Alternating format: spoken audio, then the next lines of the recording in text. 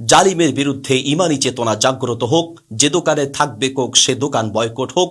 যারা সমর্থন করবে কোক তাদেরকেও বয়কট করা হোক। আসসালামু আলাইকুম ওয়া রাহমাতুল্লাহ।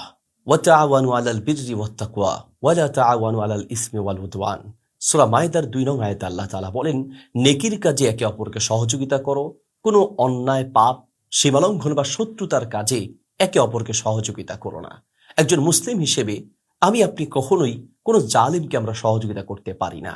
আপনি কি জানেন, আমরা যখন কোনো ইসরায়েলি পণ্য ক্রয় করি, আমাদের ক্রয় করা ওই অর্থ দিয়েই কিন্তু ইসরায়েলি জালিম বাহিনী ফিলিস্তিনের নিরীহ মুসলমানদের উপরে একের পরে এক অবিচারে গুলি চালিয়ে যায় এবং বোমা নিক্ষেপ করে। কাজে আপনি ইসলাম বিদ্বেষীদের এই পণ্য ক্রয় করার অর্থই হচ্ছে আপনি জালিমকে সহযোগিতা করলেন এবং মাজলুমের বিরুদ্ধে দাঁড়ালেন। রাসূল সাল্লাল্লাহু আলাইহি সাল্লাম, সুমামা ইবনে মুসাল রাদিয়াল্লাহু তাআলা আনহু সহ অসংখ্য সাহাবীদের পক্ষ থেকে এইরকম জালিমদের বয়কট করার ব্যাপারে অসংখ্য দৃষ্টান্ত রয়েছে এবং সারা বিশ্বের সকল উলামায়ে কেরাম এই ব্যাপারে নির্দেশনা দিয়েছেন যে জালিমদের পণ্য যেন আমরা বয়কট করি। কাজে আসুন আমরা মাজলুমের পক্ষে থাকি, জালেমদের বিরুদ্ধে দাঁড়াই, আমরা ইসলাম বিদ্বেষীদের সকল পণ্য বয়কট করি।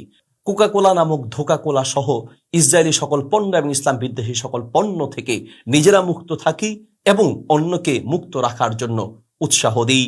সকল ব্যবসায়ী এবং দোকানদারদের প্রতি আমাদের উদাত্ত আহ্বান থাকবে, বরকত আল্লাহর পক্ষ থেকে আসে। আসুন সামান্য কয় টাকা লাভের আশায় মাজলুমের বিরুদ্ধে না গিয়ে, জালেমের পক্ষে না গিয়ে, আসুন আমরা এই সকল জালিম এবং ইসলাম বিদ্বেষীদের পণ্যগুলোকে বয়কট করি, একে অন্যকে উৎসাহ প্রদান করি।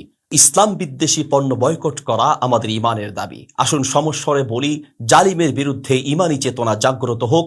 যে দোকানে থাকবে কোক সে দোকান বয়কট হোক।